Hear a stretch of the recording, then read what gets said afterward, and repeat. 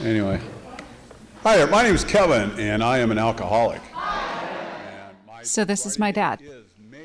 He's speaking at an AA conference in 2011 during the longest period of sobriety in his adult life. And this is the part of the story about how our family fell apart. I'm Kat O'Shaughnessy Cochran, and you're listening to Lost and Found, my audio documentary about trying to unravel the complex relationships and heal the losses of my parents so that I could find my truth and reclaim where I come from. This is Chapter 4, The Shadow of My Drunk Father.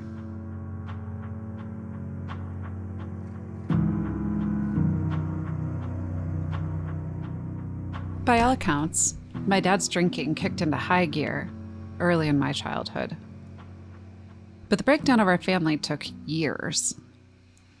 I was born in 1982, and my parents didn't split until the end of 1995. The divorce became final that following spring.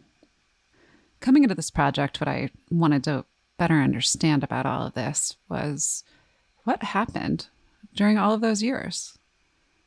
If my parents, and all of us really, were so wrapped up in navigating this disease all that time, did anybody know? Why did my mom stick it out for so long? And how might that experience have shaped me? I do remember feeling love as a child. I remember being silly and creative with my sister, though I was also painfully shy and very serious. How do I reconcile all these foggy, sometimes conflicting memories? How can I try to see it a little bit more clearly? I hoped that maybe some other people could help. What do you remember in the youngest years? I kind of feel like you were always a little adult. Really? Like, Huh. I had all these really bad ideas and you were like, that doesn't make any sense. Like you had this like part of your brain that worked that mine didn't. I was like, no, really, like we should shove Legos up our nose. It's a really good idea. And you were like, I am not doing that. This is Carissa, my first best friend. We met when we were about 3 at preschool. That's what I mean. Partially, like you've always kind of been this little adult. Like you're making good choices, but you were serious. It's true. I was a serious kid. After talking to Carissa, I started to remember how reserved I became, later in elementary school especially, because that's when I started to see things a little more clearly at home that I had only sensed when I was younger. In 5th grade, it really happened during a session of DARE, or for anyone who isn't a child of the 80s, Drug Abuse Resistance Education at school. The local police taught the program, and something in the curriculum prompted me to come home and confide to my mother, I think Dad might be an alcoholic. She always said later that this was a turning point for her, when she began to realize she couldn't trust Dad with us, that we were aware of what was going on, and when she started to really ask him to get help. We were all in denial before that. And both of my parents worked pretty hard to hide it. But it seems like eventually everyone began to catch on. Here's my Uncle Del. I didn't accept it at first. I said, oh, that's bullshit, you know. I just thought it was some whining going on, but I didn't realize that there was trouble there. And then we came out to your house in Issaquah there for dinner a couple times, and Kevin was shit-faced. And it was really sad to see it. You know, he was sweatpants and his old T-shirt, you know, and his hair was dirty, and he was stumbling around, and all of a sudden I realized that it was a bad situation. And this is Jim, Dad's best friend and former housemate. He did a real good job of hiding it because, Really? we would, I remember there were days when I would say to Sandy, you know, Kev seems to be off lately and, maybe quieter than normal or, not really participating like he normally did. And I'd make a comment here and there. And at that point, because we started coaching like in '88. And so, and went through like 96 that we were coaching. And so that was kind of a time frame. And we weren't really doing other things together anymore. That was kind of our get together, was on the field doing that. And so we kind of, and Sherry she was pretty wrapped up in her business. And so that seemed to be consuming most of her energies. And, Kev was like, I think he was kind of like the Mr. Mom, wasn't he? Dad and Jim coached youth soccer for both of us and our teams. And then after we eventually dropped out, Dad continued coaching with Jim when his kids stuck with it. And it's true, Mom was consumed with growing her school. She was running that business while Dad wasn't able to hold down a job. Amidst everything else that she had to juggle, it was just so much. I was struck that Jim referred to Dad as Mr. Mom because, yes, on the one hand, he was around. He wasn't going to a job anymore, though I think he wished he was. But on the other hand, he certainly wasn't available to us.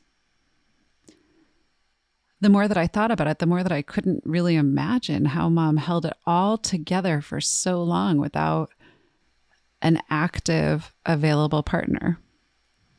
I asked her friends whether she leaned on any of them during this time. I had no idea that your dad had been in alcohol treatment, like that she mortgaged the house like 3 times or something. I had no idea. That was just a She shock. hadn't really shared that with you. Oh, no. Because she was struggling to hold it together. Because your mom wanted to hold it together.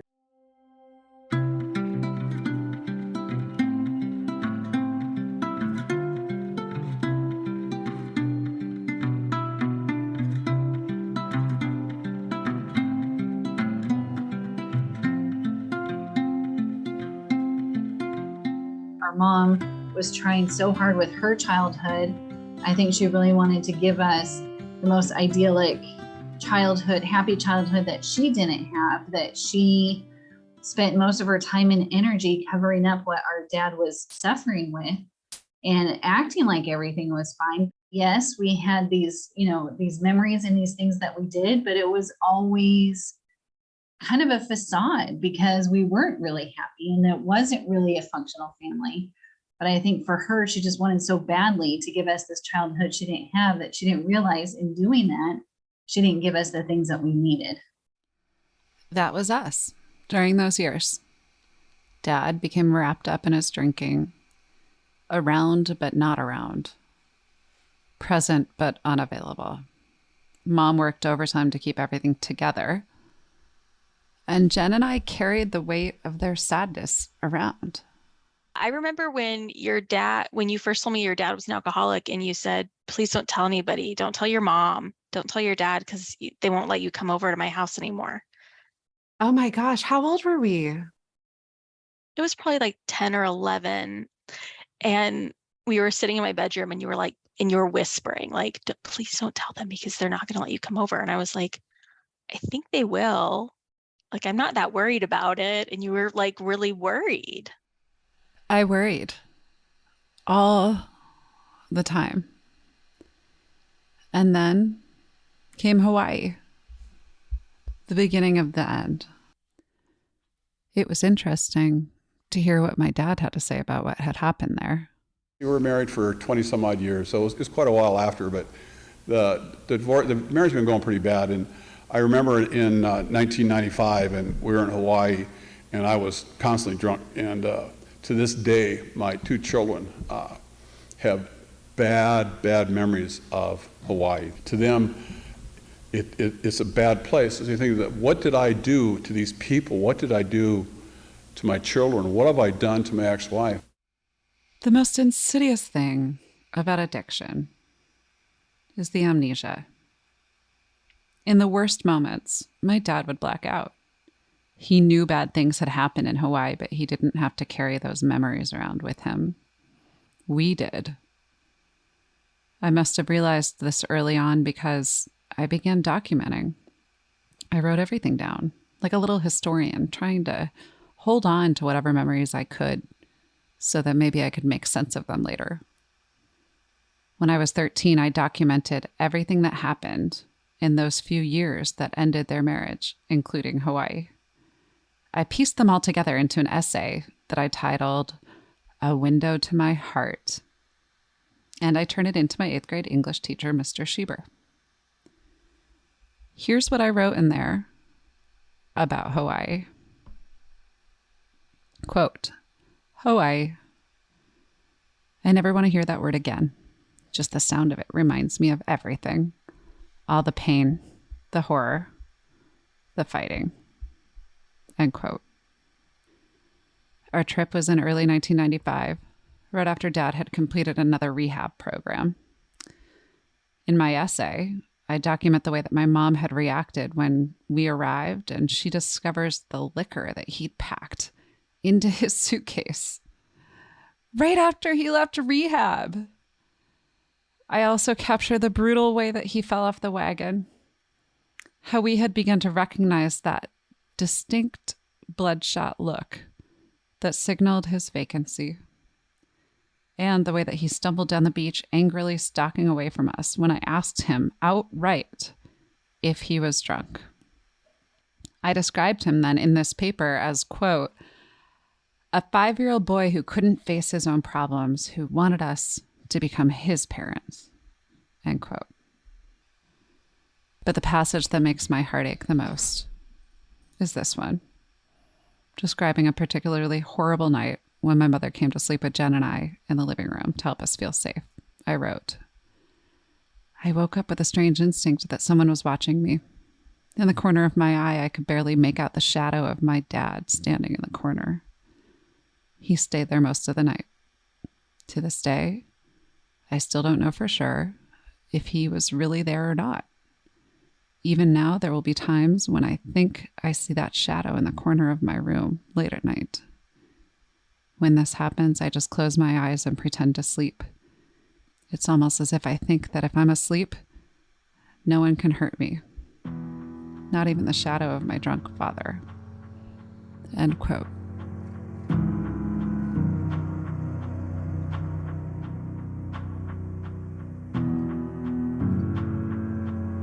The shadow of my drunk father. It loomed large in those years, even after my parents finally divorced, and my dad receded into the background, showing up, according to my diaries, only every so often, to go see the new Star Wars films or watch my plays or attend a graduation ceremony. Eventually, I moved across the country for college, taking out loans and drawing new boundaries with the hopes that I wouldn't have to worry so much about whether he was drinking or not. It only sort of worked. But I never got hostile with him. He didn't want to have to talk about his struggles with sobriety. And once I got that distance, I was happy to oblige. We spoke, we emailed, mostly surface level updates and sarcastic jokes. My sister's experience, though, was a little bit different. She's 3 years older than me. Well, 3 years and 2 days, which made her 16 at the time that they split up. So what do you remember about their divorce? I was really angry. I was really angry that we had to move. I was really angry we had to live in an apartment. I remember, I mean, the apartment was fine, but I was just angry we had to leave our house and our animals and live somewhere else. Unfortunately, that's the time that I was a lot more independent because I could drive, you know? So that kind of sparked my like rebellious phase, as we can maybe say, you know, where I didn't have to be around that. I could escape it and go do things and not be there. And honestly, I think at that point I was like so selfish and so angry that I didn't really think about how that was like leaving you behind with, you know, mom just being so depressed and so withdrawn. Do you remember that changing? Like, did the rage evolve into something new at some point? I don't know. I remember the rage towards, I don't think the rage is ever towards mom. I just remember the rage towards dad. And even in college, like I remember still being really angry at him, and I kind of like disowned him for a while. So that anger lasted a really long time. But I do remember it must have been my senior year and my freshman year of college. I don't remember having much of a relationship at all with him at that point. And I was really off the rails those years, like completely like just unhinged. This was always a key difference for us. Jen owned her right to be angry. And I remember my approach was more about good behavior. Like if I don't cause any problems, if I'm really, really good, if I get great grades, maybe he'll realize what a mistake this is and stop drinking. Jen acted out. She gave all of us something to worry about that wasn't dad. And it caused a strange shift in the dynamics of our whole family, even once we were broken apart. There's this weird thing that happened when I was around 16. Jen went off to college at the University of Arizona, and mom was so worried about her that she started to go to Tucson more regularly. She found a way to make it work with her school. She opened up a branch down in Tucson, a place she'd always wanted to spend time anyway, in the desert. And I just responsibly carried on, living in our apartment, working my jobs, making sure no one was worried about me. It was one of those things that we just sort of accepted at the time. She wasn't completely gone. She came home maybe a week, a month in those last 2 years of high school, but for all intents and purposes, she left. And years later, I started to look back and get really mad. I just felt like I was completely abandoned, and nobody ever really talked about that. So you were still in high school. You were like a junior in high school. Were you just by yourself? That's what I wonder. I was, Jen. She left. Like, I don't think anyone's like, so she would come down to Arizona and she'd visit me, and she would still be flying around the United States and doing talks and visiting colleges.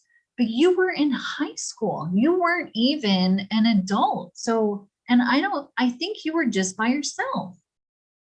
I don't think there was anyone taking care of you or checking, like, that's insane. Do you remember one of the things we found was a letter on like nerdy U of A header that you sent me? And it was maybe my high school graduation. And you said, "You are so strong." It was the sweetest letter. And you're like, "You're so strong. You've been through so much. You're so independent. I'm so proud of you." And it was so sweet because I remember our relationship being like really strong around that time. Yeah. And so but I don't think either of us were able to see it for what it was. No. I think that we spent so much time normalizing it. But that's crazy. I know. Crazy that you were left alone like that. Believe it or not, this is the first time Jen and I ever talked about this. This is what I meant way back in the beginning when I said, suddenly memories can start to betray you or feel a little slippery if you look really closely. I did approach my mom about this once, and one of the only truly honest conversations I feel we ever really had. It was in that sweet spot between when I went away to college, I started to find my footing, begin therapy, started to reconcile some of the stuff we'd been through, and mom's mind hadn't started to slip yet. We were sitting in a parking lot in Tucson, and I said, "Mom, I realized you left. When I was still a child, I needed you. And I'll never forget. She cried. And she looked at me and she said, "You were so good at convincing me that you were okay. And I think I just really needed to believe you. And I'm sorry." And in the end, we never really talked to Dad about any of this either. As adults, we settled into a polite, sometimes funny, but never honest sort of relationship. We'd typically schedule visits once a year or a little less often. So it was interesting when we got a hold of this 2011 testimonial recording that I've been playing for you, which we didn't actually get until after he had died, so we could hear what he had to say about everything. It turns out in 2011, he had been sober for a little over 3 years, which I hadn't known before was the longest period of sobriety in his whole adult life. One that we know, but he didn't at the time of the recording. Wouldn't last. Here he is talking about Jen's wedding, which had been a few years before. So my oldest daughter gets married at 29, and then I'd been sober for, I think, 6 months. So I actually get an invitation to her wedding. She lives in Tucson, so I go to her wedding. I'm sober, though. I get invited to this, and I didn't think that would happen. I really didn't, because she's the one that had stopped communication with me when I was arrested. She absolutely refused to talk to me for about 6 months. That hurt her so bad. It's just bringing up those things in the past that happened, the divorce. You know, they blame me for the divorce. I blame me for the divorce, so I can't really hold that against them. So I go down to their wedding, and Ronnie goes with me, and it was kind of interesting. We had what do they call that, the rehearsal, right, where you go to they're having a country club, but they're doing the rehearsal where they line everybody up in the order they're going to be, how they're going to walk out here and do this kind of stuff. And so I'm standing there, and they go, the one that's organizing goes, "Where's the father?" "Father, okay, father over here." She takes me back to the back of the thing and puts me by the little kids. Thinking, oh well, at least I'm in the thing walking out to the altar. I'm back here by the little kids, but I'm behind my ex-wife who's in front of me. So I think, well, at least she invited me, so I'm really glad for that. And also my daughter turns around and goes, "Where's my dad?" I go, "Right here." She goes, "You're supposed to be up here. You're giving me away." Wow. And I did, you know. And up until that time, I didn't expect it. I really didn't. And I didn't know that would happen. You know, what a wonderful thing. And you know, and I'll always remember the day of her wedding, we're standing there, we're getting ready to do the march, and she's got her dress on, I got my tux on, we're standing there, and she's just crying. And I turned to her, I said, you know, typical me fashion, I said, "You know, my car's right there, it's not too late." So, We first listened to this recording the month that he died. I remember it being a roller coaster, feeling anger and grief and also laughing and love as we listened together to his version of these events. and then another thing has happened to me that's just been totally wonderful, which I never thought would happen in all my drinking days. My oldest daughter had a child. So now, I'm not going to tell you what I am. I'm not a grandfather. Anyway, I'm a grandfather, okay. I admit it. I'm a grandfather. I'm way too young to be a grandfather. And I told her she's way too young at 30 to have a kid, but she wouldn't listen to me. So she's got a child, and you know, her knowing my addiction past, you know, will she ever allow me to be around her child? I've always wondered that, will she?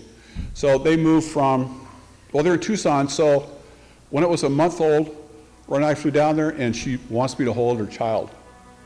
I couldn't believe it. Me? Yeah. So it's been a long time since I had a little infant. You know, I really don't know how to do this anymore. And she wanted me to hold it.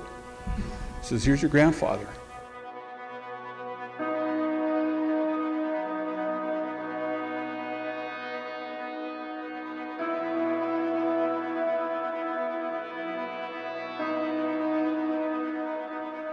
The sobriety didn't last. It never did. There's a cycle of sorts where he'd be doing just fine, and then something might happen that would knock him off the wagon and he'd disappear. That was his MO. He'd plan ahead, sometimes check into a hotel and just drink for days. We'd worry and worry, trading phone calls and texts all across the country until one day he'd turn up again. It was such a thankless cycle, and I just felt stuck in it over and over. You would be consumed by worry, and then suddenly he'd come back and we'd all have to find a way to carry on. Until one day, finally, January 14th, 2016, when it was all over. I remember being at the airport the day that I left, which was either 1 or 2 days before he had died, before we found out he was dead. And Jen sent me a text and said, hey, have you heard from Dad? And it was one of those, how many times had we gone through this? And I got home and finally you called me, and I knew before you said it. I know. I thought, because we were at a sundown ranch with his counselor one time, and I went for the weekend family day type thing. And we went to meet his counselor, and we sat there and, the usual questions and stuff.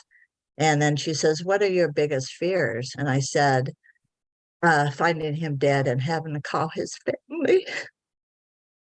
And it totally came true. It did. Do you remember? Because I didn't want to have to do that. This is Ronnie. She was my dad's girlfriend for many, many years. I think they were actually together as long as my parents. They had broken up a year or two before he died, as things were really beginning to spiral. But we've always stayed close. And she was the one who had to break the news. In the very end, Dad shut himself into his house. He sat down in his recliner and he drank until it was over. The newspaper delivery guy was the first one to notify the police, who then found him, still sitting right there, but gone. Do you think he wanted to die in the end? Do you think he was trying? Yeah, he was just drinking himself to death. You told me about how he had this fantasy that he had shared with you once, that one day he would just get on a train with maybe some alcohol and just ride away. Suitcase. And he did that a few months before he died. So he got on a train in Eugene and rode it to Washington, rode it to, I don't know, someplace, Bedford or something. And that's how he always said he wanted to go out, just riding a train, and drunk himself to death.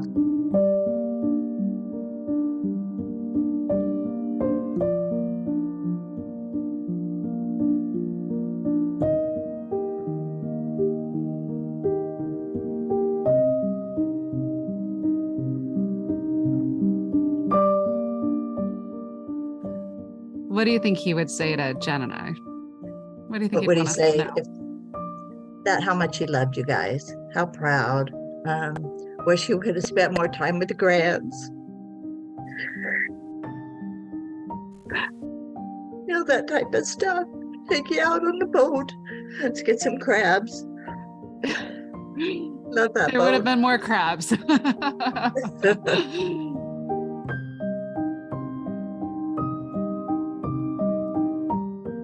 I mean, your dad was a tortured soul, but, he had so many good parts. He really did. He did. Yeah, he did. And he loved you guys, and he loved this dog.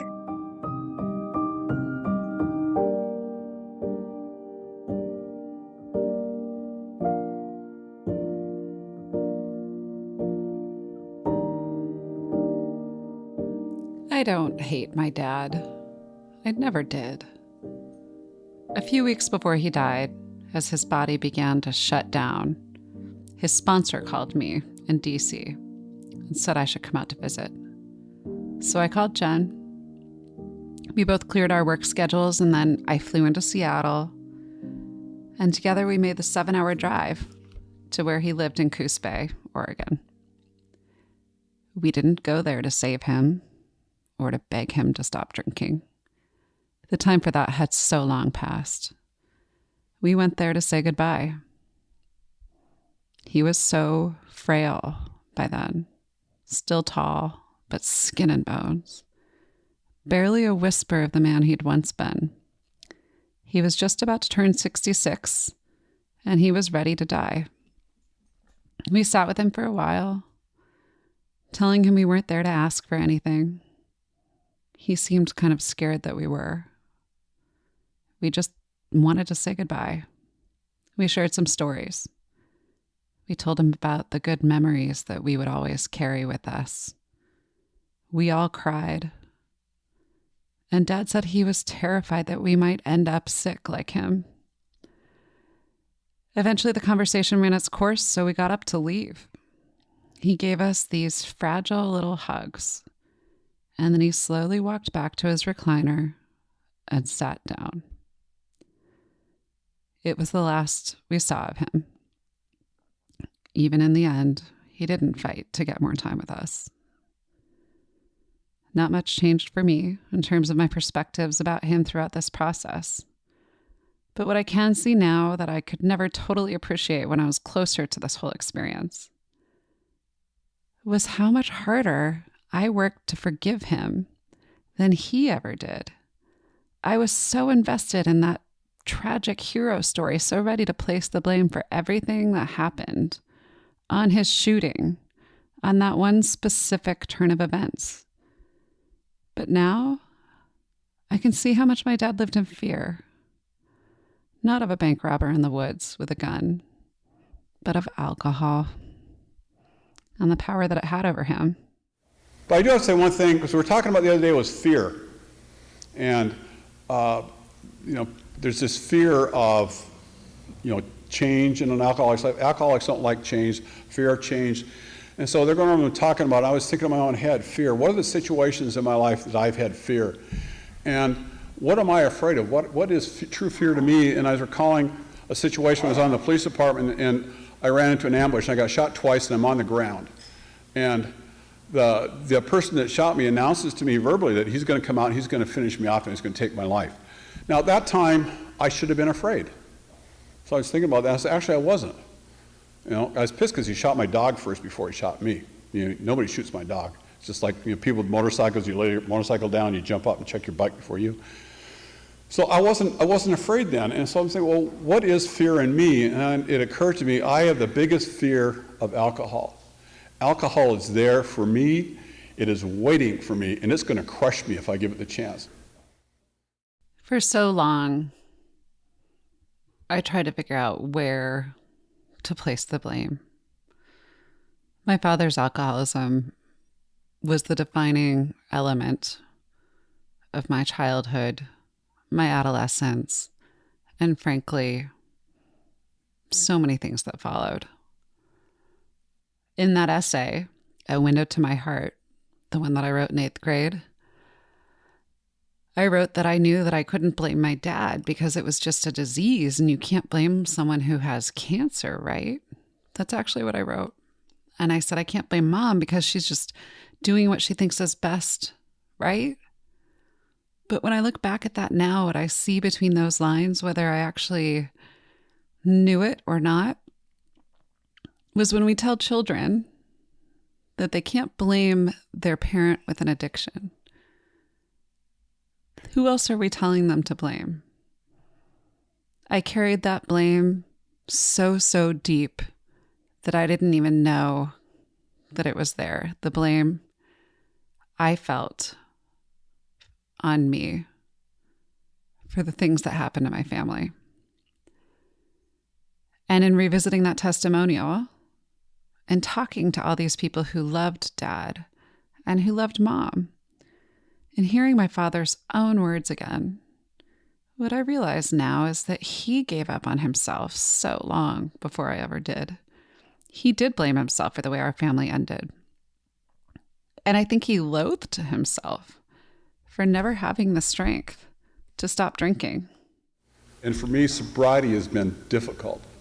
I would not recommend to anybody to attain sobriety the way I did. And it's been difficult. My first meeting I went to was 1995. And as you can tell, that's 16 years ago. I've got 3 years, so you can tell it's been a long road. It was a long road. And through all of this, I don't think I ever gave my mother the gratitude she truly deserved. The end of her life, much like the beginning of it, was complicated. And everything in between, it was tragic as well. But that's where this whole project really changed me, was in my relationship with my mom. So that's what we'll get into next time. And chapter 5, The Stone in My Pocket. Looking out the window,